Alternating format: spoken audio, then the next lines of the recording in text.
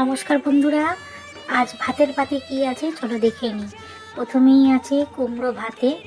গরম ভাতেতে কুমড়ো ভাতে দিয়ে খেতে বেশ ভালোই লাগে, তাই আমি প্রথমে গোরস তুলে খেয়ে নিলাম কুমড়ো ভাতে দিয়ে।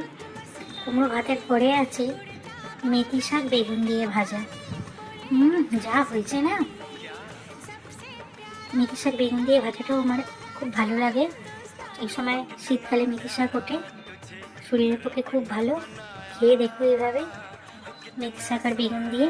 এমনি কালো জিরে আর কাঁচা লঙ্কা, একটা শুকনো লঙ্কা একটা ফোড়ন দিয়ে আমি ভেজেছি, দুর্দান্ত খেতে।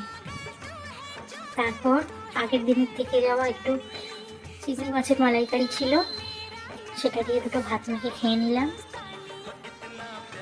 স্বাদটা যেন দ্বিগুণ বেড়ে গেছে, নিজে করেছি বলে বলছি না। একটু ডিমের কালিয়া করেছিলাম, একটা ডিম নিয়ে নিলাম।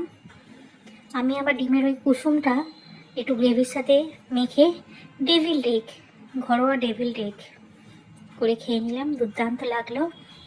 ওয়াও! শেষ পাতে ছিল খেজুর, আমসত্ত্ব, কাজু, কিশমিশ, টমেটো দিয়ে চাটনি।